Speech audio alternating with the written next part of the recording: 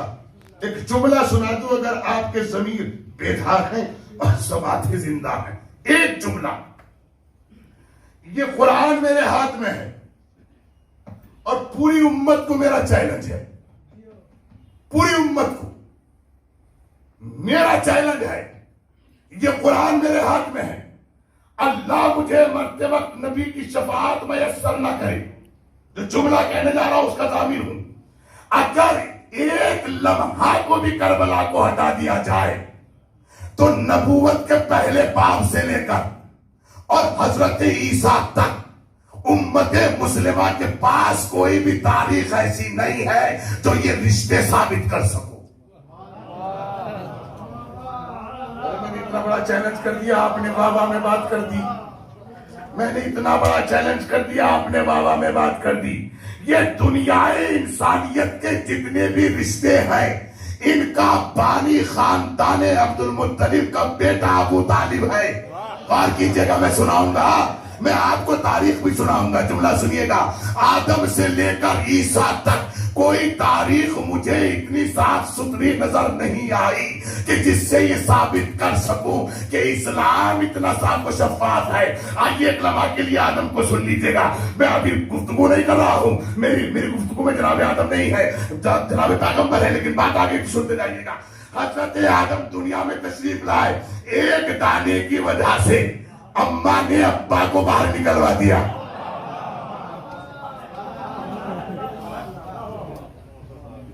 یہ کوئی نیا رواج نہیں ہے جو آج کل کے لونڈے اپنی بہووں کو لے کر اماں ابا کو گاؤں چھوڑ آئے ہیں.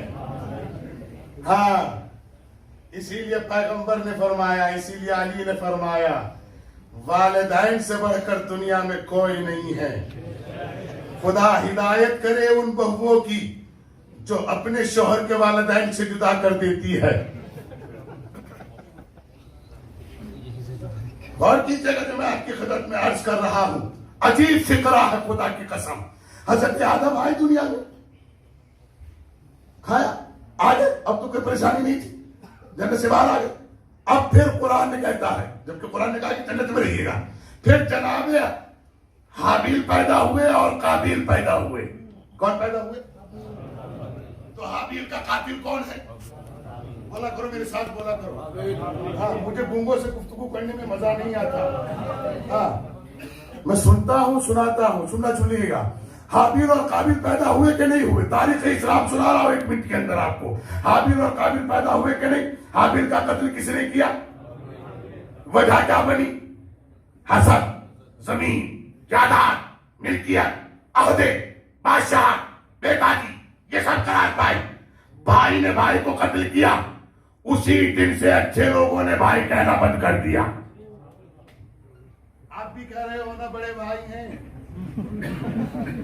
لیکن جب کہیں مل جاتے ہو تو کٹتے ہو. اس لیے کہ پرانی تاریخ ہے کہ بھائی کو بھائی کاٹ رہا ہے. میں کہیں تاریخ ادھر ادھر ہو جائے تو روک لیجیے گا مجھے.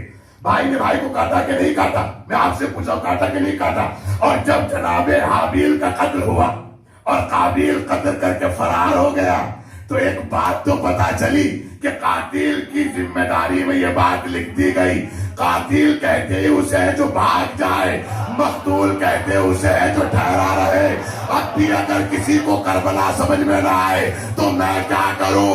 حسین نے کٹے ہوئے سر سے تلاوت کر کے بتایا, ہم کل بھی زندہ تھے, ہم آج بھی زندہ ہیں, ہم کل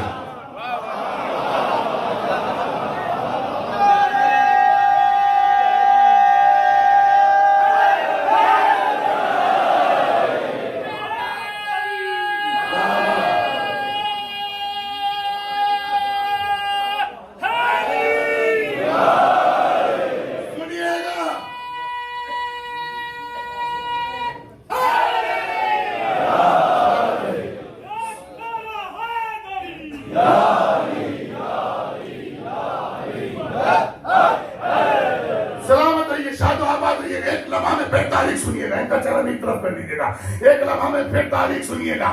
جناب حابیل کی قبر بنی, پتا کیسے چلے کہ کس کو کیا ملا.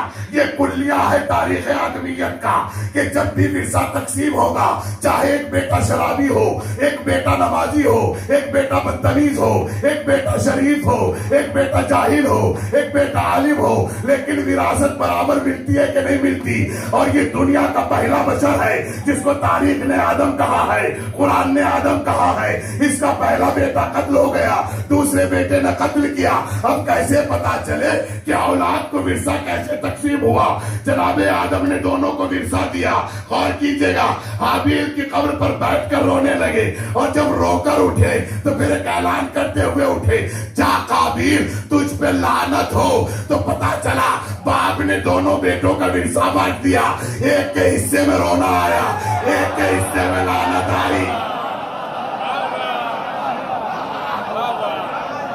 ایک کے حصے میں رونا آیا, ایک کے حصے میں لعنت آئی. اب جس کو بھی اپنے ابا کا شجرہ صحیح کرنا ہو, پہلے وہ یہ دیکھے کہ رونے والوں میں ہے یا لعنت کھانے والوں.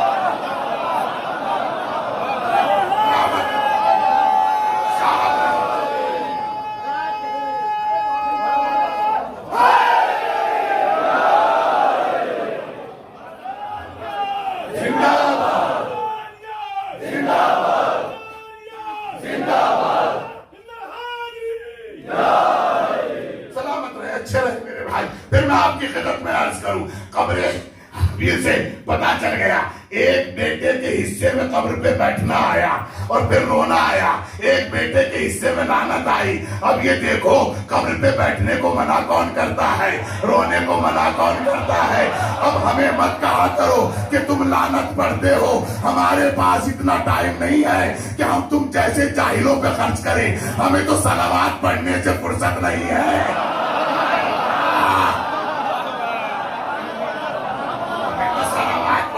فرصت نہیں ہے, لیکن لعنت تمہاری قسمت میں آٹومیٹکلی لکھی ہوئی. تو میں کیا کروں, میں کیا کروں. پھر جملہ سنیے گا, یہ تاریخ آدمیت کی پہلی تاریخ ہے جہاں بھائی نے بھائی کے رشتے کو قتل کر دیا, جہاں بھائی نے بھائی کے رشتے کو توڑ دیا, جہاں بھائی نے بھائی کے رشتے کو پامال کر دیا, جہاں بھائی نے بھائی کے رشتے سے بدزن کر دیا, جہاں بھائی نے بھائی کی دراڑ ڈال دی, جہاں بھائی نے بھائی کو ختم کر دیا. یہ تاریخ آدمیت کا پہلا باب ہے. آؤ آگے چلوں, زیادہ وقت نہیں لوں گا آپ کا. پھر آپ کی خدمت میں عرض کروں, جناب آدم کے بعد پھر آئیے گا, جناب نوح کی باری آئی ہے, جناب نوح کی باری آئی ہے. قرآن کیا رہا ہے, سورہ تحریم ہے. دیکھیں سورہ تحریم کی نبی آیت میں ارشاد ہو رہا ہے, ضرب اللہ مثل الذین کفروا, ہم نے کافروں کے لیے آئیڈیل بنایا. کس کو آئیڈیل بنایا؟ امرات نوح, نوح کی بیوی کو بنایا. وہ امرات لوط, اور لوط کی بیوی کو بنایا. فخانتہما, کیونکہ ان دونوں نے خیانت کی تھی. فلم یغنی عنہما من اللہ شیئا, ان دونوں کو بغیر حساب کتاب کے جہنم میں ڈال دو. نوح کی بیوی نے کیا خیانت کی تھی. اور جملہ سنیں, خدا گواہ ہے, اللہ گواہ ہے, اس کے رسول کی عظمت کو مد نظر رکھ کے کہہ رہا ہوں, میں مجبور ہوں, میں آپ کو اس قرآن کا ترجمہ وہ نہیں دکھا سکتا جو اس میں ہے, لیکن میں دعویٰ کر رہا ہوں خادمان حرمین شرفین سعودیہ مملکت عرب کی جانب سے حج کے موقع پر ملنے والا قرآن مولانا محمود شبر دیوبندی لکھتے ہیں. اس میں جا کر پڑھیے گا کہ یہ دو کون ہیں اور یہ دو کون جا چکی ہے. پھر جملہ سنیے گا, قرآن کی ایک آیت ہے, ما ننسخ من آیت اور ننسها نأتی بخیر منها اور مثلها الم تعلم ان اللہ علی کل شیء قدیر. قانون الہی یہ ہے کہ جب وہ کسی آیت کو اٹھاتا ہے یا منسوخ کرتا ہے یا ریجیکٹ کرتا ہے یا بدلتا ہے تو اس کی جگہ اسی کی طرح اسی کے جیسی رکھتا ہے یا اس سے بہتر رکھتا ہے. قرآن کہہ رہا ہے, ضرب اللہ مثل الذین کفروا, ہے کافروں کے لیے ہم نے آئیڈیل بنایا. کس کی بیوی کو بنایا؟ نوح کی بیوی کو بنایا, لوط کی بیوی کو بنایا. ان دونوں نے کیا خیانت کی تھی؟ جناب نوح کی بیوی سے جب کوئی پوچھنے آتا تھا کہ نوح کا اللہ جانے کس کس کی بیوی کیا کیا کہتی ہے,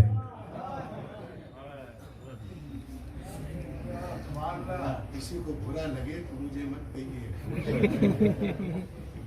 ہم کبھی اپنے دوست پوچھتے ہیں, دوست تو قابلے ہو گئے, کیا ہو گئے؟ مولانا کن کے چکر میں پڑ رہے؟ وہ تو باغ لے انہیں یہ آیت سنائیے گا، ان بیگمات تک یہ آیت پہنچا دیجیے گا۔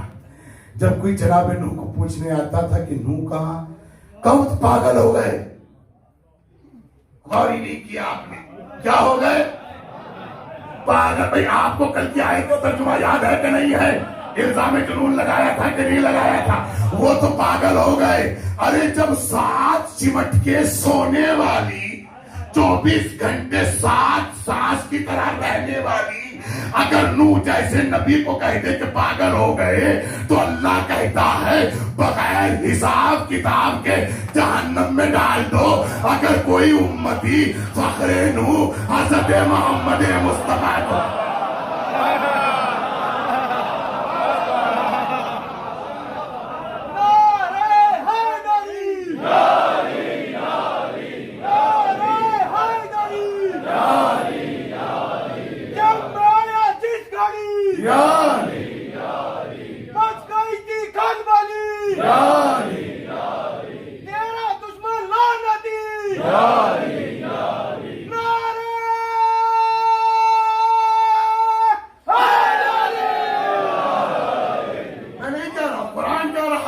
ہم نے کافروں کے لیے آئیڈل بنا دیا ہے۔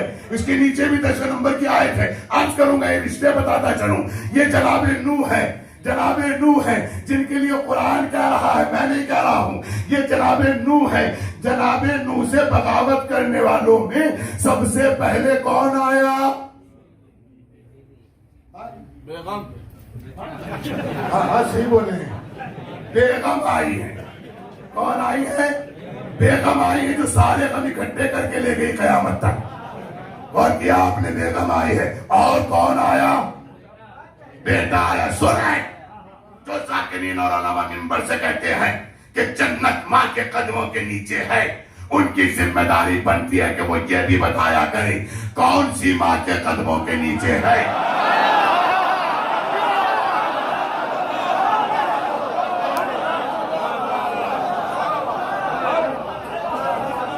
اسی چکر میں بے اولاد کو بھی اماں بنا ڈالا۔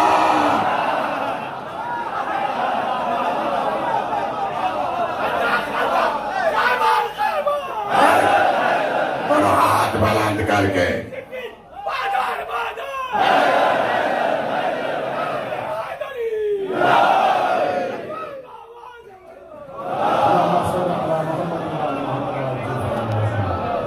بس میرے دوستو، جناب نوح کی بیوی مقابلے پر آئی۔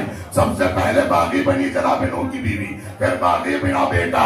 اب یہ جو لوگ کہتے ہیں کہ پیغمبر نے فرمایا ہے جنت ماں کے قدموں کے نیچے ہے، میں نے کہا اللہ کے واسطے یہ بھی بتا دیا کرو کون سی ماں کے قدموں کے نیچے ہے۔ اس ماں کے قدموں کے نیچے نہیں ہے جو گھر سے باہر نکل کے آ جائے، اس ماں کے قدموں کے نیچے نہیں ہے جو بازاروں میں گھوم جائے، اس ماں کے قدموں کے نیچے نہیں ہے، ہائے ہائے ہائے خدا کی قسم، اس ماں کے قدموں کے نیچے نہیں ہے جو محنت کی کمائی بیوٹی پارلر پہ خرچ کر دے۔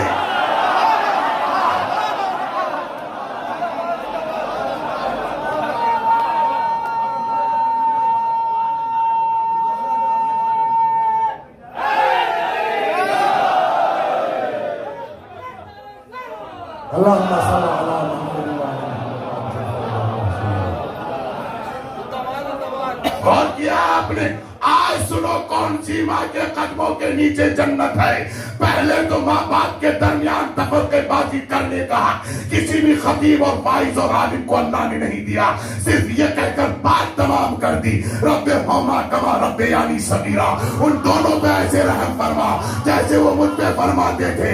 والدین کہا گیا ہے، والدین ہے تسنیہ کا صیغہ، یہ تسنیہ کا صیغہ بولا ہی جب جاتا ہے جب دونوں ہر اعتبار سے برابر ہو، عزت کے اعتبار سے، عظمت کے اعتبار سے، طاقت کے اعتبار سے۔ جیسے آپ کہتے ہیں مظفر نگر میں خصوصی طور پہ کہا جاتا ہے نجیب الطرفین گھر چاہیے۔ نجیب الطرفین کا مطلب سمجھتے ہو؟ دونوں برابر ہو، دونوں میں جھوٹ نہ ہو، جیسے مغربین، جیسے مشرقین، جیسے امام حسنین، ایسے کہا گیا ہے والدین۔ ایسے کہا گیا ہے والدین، لیکن پھر بھی میں آپ کو بتاتا چلوں، ہر ماں کے قدموں کے نیچے جنت نہیں رکھی، اللہ نے اس کے قدموں کے نیچے جنت رکھی جو بچوں کی ماں بچوں کے باپ کے خلاف گھر سے باہر قدم نہ نکالے، اس کے پیروں میں جنت ہے۔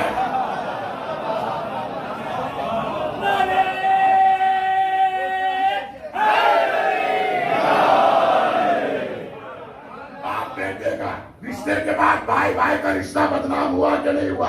میرے ساتھ بولتے رہو، بھائی بھائی کا رشتہ بدنام ہوا، یہاں باپ بیٹے کا رشتہ بدنام ہوا، میاں بیوی کا رشتہ بدنام ہوا۔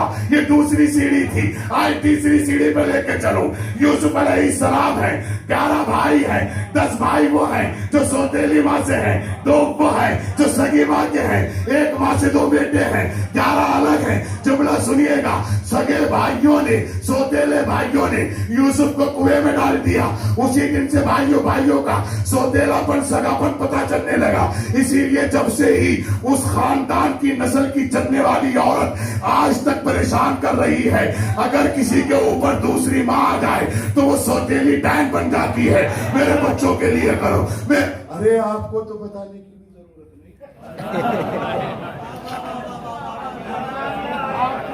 بھی ضرورت نہیں، آپ کے یہاں تو سارا کھیلی سوتیلی صلوات بھیجے محمد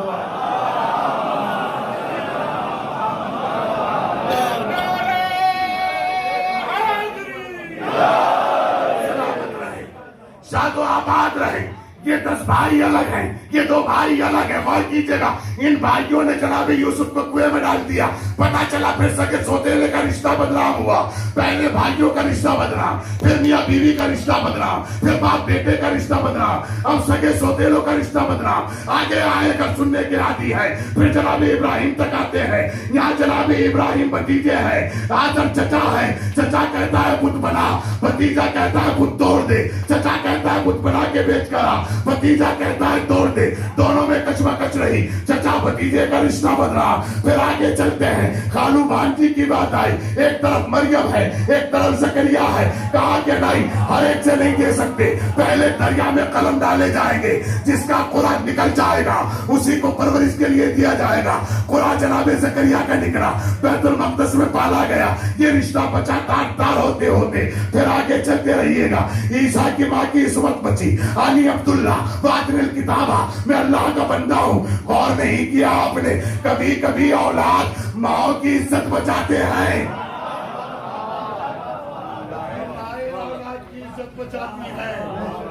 آنی عبداللہ واتر الکتابہ، میں اللہ کا بندہ ہوں، اللہ کی جانب سے آیا ہوں اور میں کتاب لے کر آیا ہوں اور میں تمہارے لیے رسول بن کر آیا ہوں۔ رشتے سمجھ رہے ہیں نا؟ پہلی تاریخ سے لے کے آج تک سنیا نا رشتے۔ آدم کے 2 بیٹے، رشتہ بدنام ہوا کہ نہیں؟ نوح کی بیوی، رشتہ بدنام ہوا کہ نہیں؟ نوح کا بیٹا، رشتہ بدنام ہوا کہ نہیں؟ میرے ساتھ بولتے رہے، سگے سوتیلے کا رشتہ بدنام ہوا کہ نہیں؟ ہوا کہ نہیں؟ چچا بھتیجے کا رشتہ بدنام ہوا کہ نہیں؟ ارے پوری دنیا میں کسی کے پاس اتنا مرتب شجرہ رشتہ نہیں ہے جتنا ابو طالب نے مرتب کر دیا ہے۔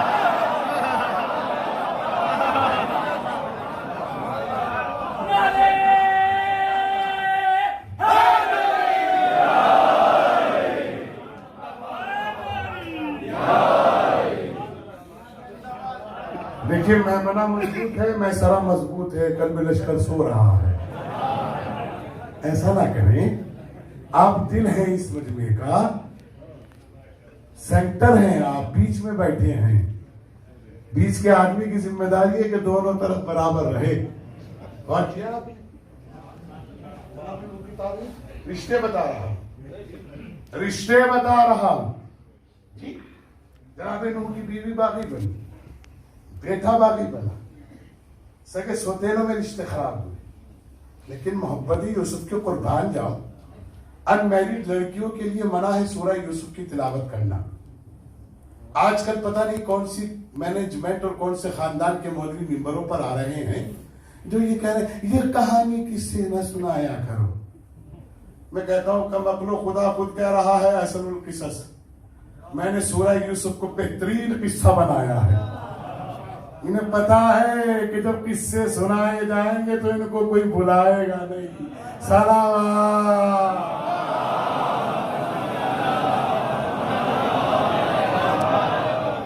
تو سرو پائزن دیا جا رہا ہے عزاداری کے خلاف, ہم اس پہ چکا چوند بیٹھے ہوئے ہیں. ہم ولایت آل محمد میں کسی سے کمپرومائز کرنے والے نہ تھے, نہ ہیں, نہ ہوں گے. ہم نے ہماری زندگی جو ہے وہ اسی عزا خانے کی دین ہے.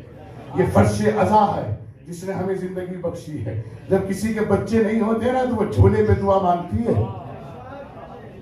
مانگتی ہے کہ نہیں؟ صفحے عزا پہ دعائیں قبول ہوتی ہیں, صفحے عزا پہ دعائیں قبول ہوتی ہیں, صفحے عزا پہ دعائیں قبول ہوتی ہیں.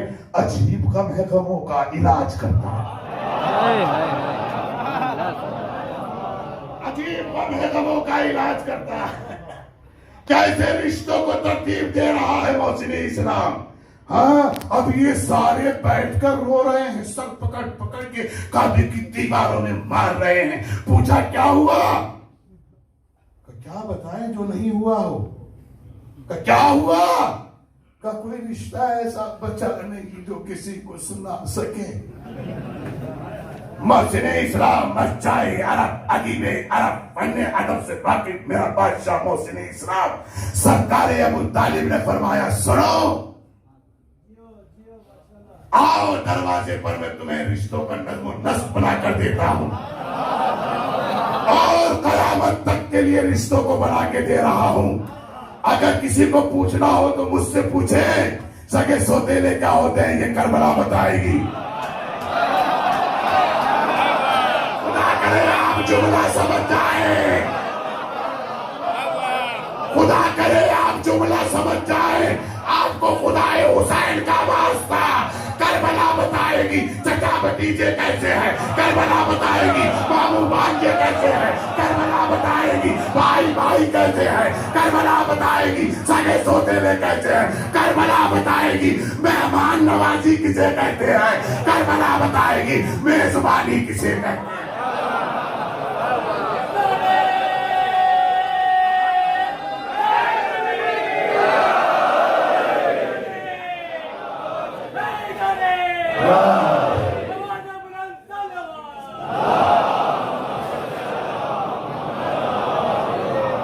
اندر سے لے کے باہر تک کی جانب سے میں نیابت میں ایک نعرہ لگا رہا ہوں, اس میں سب شریک ہو جائیے گا.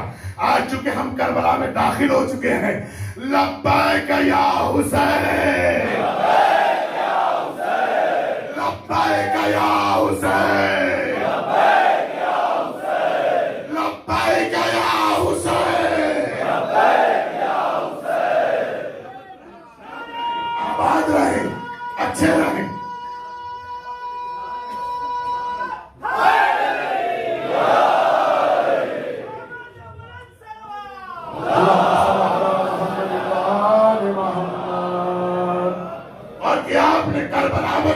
رشتے کیا ہے ہمارا کربلا بتائے گی, رشتے کیا ہے ہمارا کربلا بتائے گی, رشتے کیا ہے. کیونکہ ان کو تربیت دینے والا محسن اسلام ابو طالب ہے. دیکھیں کیسے تربیت دی. چچا کا رشتہ, بھتیجے کا رشتہ سب سے پہلے کس نے بتایا؟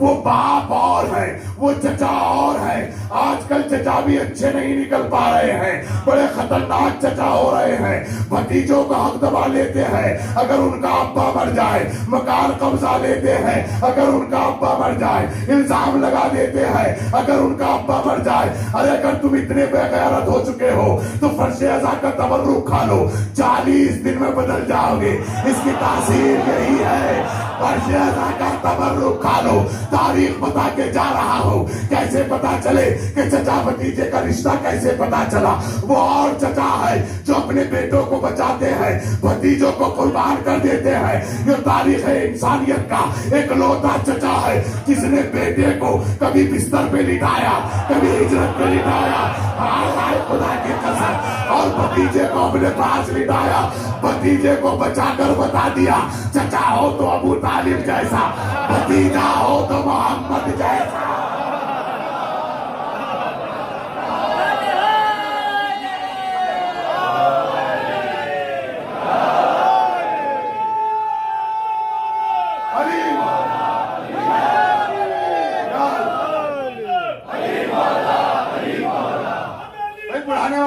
علی مولا علی مولا ستارہ ٹوٹ کر بولو علی مولا علی مولا نجومی جھوم کر بولو علی مولا حسین خدا بولو علی مولا نہاری